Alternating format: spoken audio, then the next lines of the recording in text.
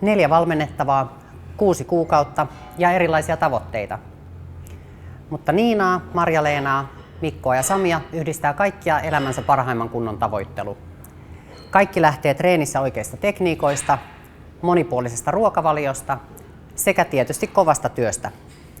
Tule mukaan seuraamaan matkaa kohti pysyviä tuloksia.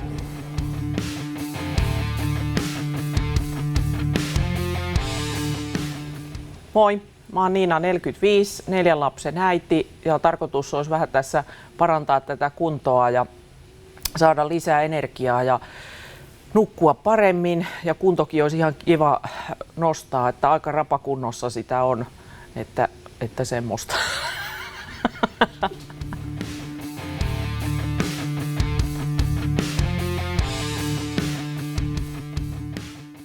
Joo, mä oon Marja-Leena Suominen, mä oon 54-vuotias asuntomyyjä. Tällä hetkellä asun Järvenpäässä, mutta Helsingistä lähtöisin. Ja mulla on 3 lasta, aikuista ja 2 lapsen mummi. Ja mä oon harrastanut nuorempana koripalloa ihan mestikassa asti ja sitten tuli tää kehorakennus, kun se buumi tuli Kiken myötä Suomeen ja rupesin silloin treenaamaan ja joskus aikana on sitten muutamissa kisoissa käynyt ja syy miksi mä oon nyt niinku, taas tekee mieli treenata uudestaan ja saada itteni kuntoon on se, että 2012 mulle laitettiin molempiin polviin tekonivelet ja kuntoutuminen oli aika hankalaa. Ja se rasitti selkää ja sitten sen myötä on vähän tullut painoa pikkuhiljaa vuosien varrella ja tämä salihomma on vähän jäänyt niin kuin siinä, mutta nyt on semmoinen potku päällä, jalat toimii hyvin, ei särje ja tavoitteenahan mulla on, että vähintään se 20 kiloa pois ja itsevarmuutta enemmän, itseluottamusta ja semmoista hyvää oloa, että jaksaisit loppuelämän niin kuin olla terveenä ja nämä vaivat ei sillä lailla vaivaa.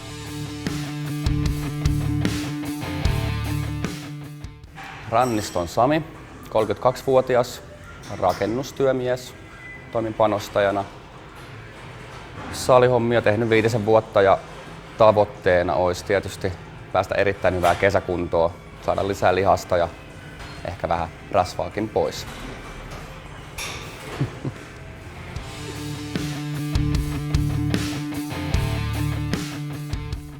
Mikko, 38 vuotta, ammattina pankinjohtaja.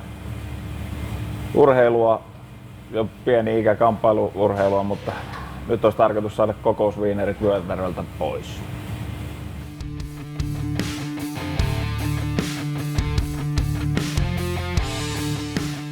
Mun nimi on Marjo Krissi. Mä aloitin kuntosaliharjoittelun jo muutama vuosikymmen sitten, ihan yläasteikäisenä koulussa. Ja myöhemmin sitten ylioppilaskirjoitusten jälkeen pidin siinä välivuotta, mulla oli aikaa keskittyä harrastuksiin vähän enemmän ja siinä harjoittelu alkoi systemaattisempana. Asetin sitten jo vähän enemmän tavoitteita harrastukselle ja päädyin kilpailemaan kehonrakennuksessa, jossa 10-vuotinen ura päättyi sitten maailmanmestaruuteen, jonka jälkeen siirryin sitten vielä toiseen fysiikkakategoriaan kilpailemaan, eli tämmöisessä lajissa kuin fitness, jonka myötä sitten harjoittelusta joutui taas opettelemaan huikean paljon uutta. Erilaista akrobatiaa, tanssitreeniä tuli paljon siihen mukaan ja myös fitnessissä saavutin useamman Suomen mestaruuden, samoin yhtä monta MM-finaalipaikkaa. Ja kun sitten oma kilpailuura päättyi, niin siinä vaiheessa entistä enemmän keskityin sitten muiden valmentamiseen. Ja nyt kun meillä on tämä oma kuntosali täällä Keravalla, Power Center, niin tässä on tietysti hyvät puitteet valmentaa ihmisiä. Työskentelen tänä päivänä myös edelleen kilpaurheilun parissa, eli valmennan kilpaurheilijoita ja sitten koko ajan enenevissä määrin myös ihan tavallisia kuntoilijoita, keskittyen tietysti oman kuntosalin asiakkaisiin. Ja se, mikä mun mielestä tästä työstä tekee erityisen antoisaa, niin on se, että mä saan tehdä töitä hyvin eri ikäisten ihmisten kanssa ja hyvin erilaisilla tavoitteilla liikkuvien ihmisten kanssa. Ja on sitten kyse painon pudottajasta, kunnon kohottajasta, kilpaurheilijasta, niin se, että näkee muiden ihmisten saavuttavan niitä tavoitteitaan, niin se on äärimmäisen antoisaa ja se on ehkä mulle henkilökohtaisesti kaikkein palkitsevinta tässä työssä.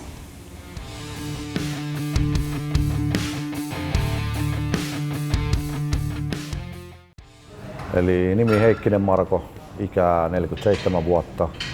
92 vuonna aloin treenaa, eli mitä sitten tulee 24 vuotta sitten aloin treenaa niin kuin määrätietoisesti ja siitä 3 vuoden päästä kilpailin kehonrakennuksen SM-kisoissa ja 3 vuoden treenillä voitin Suomen mestaruuden, eli 95 vuonna ensimmäiset kisat ja ensimmäiset voitot saman tien. Ja sitten sen jälkeen on kilpailu muistaakseni 24 kertaa, viimeisen kerran vuonna 2014 ja aina sijoittunut 5 parhaan joukkoon.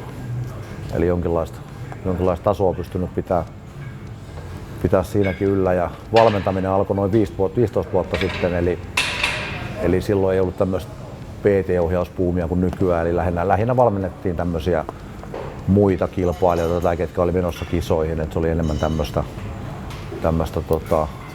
niin sanottujen kilpailijoiden valmentamista, eli tämmöisiä saliohjauksia ei hirveästi ollut. Ja nyt sitten viimeiset 5 vuotta taas olen ohjannut enemmän ihan tavallisia saliliikkuja enemmän kuin tämmöisiä kisailijoita. Omia ammattitaitoja päivitän aika paljon silleen, että ostan ulkomailta, ostan Jenkeistä ja ostan Englannista tämmöisiä ihan ammattilaishuippujen valmennuspaketteja. Eli kun nämä metodit ja trendit muuttuu koko ajan, niin ei tehdä silleen, että ei valmenneta eikä itsekään treenata enää niillä 20 vuotta vanhoilla opeilla, vaikka nekin on ihan päteviä juttuja tänä päivänäkin, mutta aina ollaan niin kuin kuitenkin siinä aallonharjalla, eli aina se viimeisinkin tieto on saatavilla. Ja kyllä sen huomaa, että nämä tämmöiset aktiiviset kuntoilijatkin tykkää siitä, että he saa vaihtelua omaan treeniin ja saa niitä uusimpia juttuja, koska tosi moni seuraa niitä YouTubesta ja netistä, mitä maailmalla tapahtuu, niin ei ole kauhean ammattitaitoista, jos joku tulee jotain kysymään ja sanoo, että en oikein tiedä tähän vastausta, että tähän asti se vastaus on kyllä löytynyt jokaiseen kysymykseen.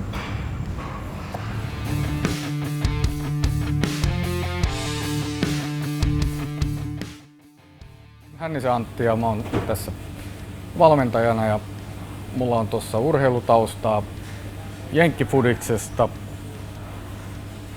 penkkipunneruksesta, painista. Sitten mä oon tuossa 2000-luvun ja sieltä se tietysti punttitreeni lähti ja sitten tuossa 90-luvun lopulla niin rupesin valmentamaan ja sen jälkeen on ruvennut valmentaa vielä vähän enemmän. Ja tässä aikojen saatossa, kun tätä ollaan katseltu oikeasti sieltä 90-luvun alusta lähtien, niin tämä homma, nyt jos puhutaan kuntosaliharjoittelusta, niin on kyllä muuttunut hyvinkin paljon, että on aikaisemmin siirrettiin painoja ja oli tietyt, että sulla pitää olla tietty määrä päiviä lihasryhmien välillä. Maanantaisin tehdään sitä lihasryhmää ja perjantaisin sitä toista ja sitten, mutta eihän lihas ei tiedä mikä päivä on kyseessä ja sitten se tuntumaharjoittelu, että tekniikka on kaiken A ja O.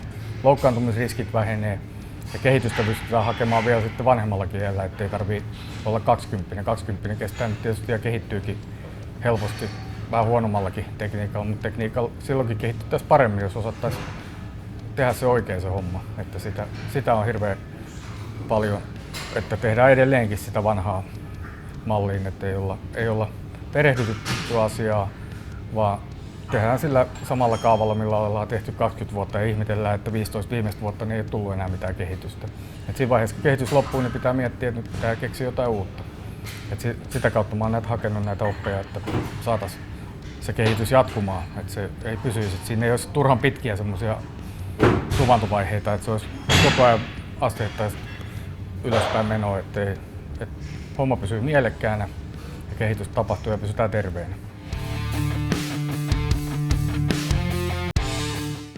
2013-2014 vuonna muistaakseni niin fyysinen ohjaaminen kasvoi niin suureksi tai sitä alkoi olla niin paljon, että me ei kerätty enää vastaamaan siihen kysyntään oikein ja ei kerätty oikein kouluttamaan itsekään ohjaajia tarpeeksi. Sitten päätettiin tehdä tämmöinen nettiversio ja varsinkin nettiversio oli tärkeää saada nämä virhetekniikat, eli ne tyypillisimmät virheet, mitä ihmiset tekee. Eli että he myös itse ymmärtäisivät sen, mikä siinä menee pieleen. Ja sitä kautta saadaan levitettyä tämä koko palvelu tietysti ympäri Suomea ja miksei myös jossain vaiheessa maailmallekin. Et se on hyvin kustannustehokasta sille asiakkaalle ja kustannustehokasta meille. Ja toimii myös tämän meidän salin sisällä olevan fyysisen ohjaamisen tukena. Eli jos ihmisiä ohjataan vaikka 5 kertaa täällä, niin ne pystyy sitten vielä jatkaa sitä sillä nettivalmennuksella, pystyy kertaamaan niitä tekniikoita ja vaikka tarkistamaan jossain vaiheessa, jos joku unohtuu. Tämä palvelu on niin lähellä fyysistä henkilökohtaista personal training ohjausta kuin mahdollista. Eli käytännössä asiakkaalla on se oma PT mukana ihan missä tahansa hän sitten haluaakaan treeninsä tehdä, niin Suomessa kuin ulkomailla.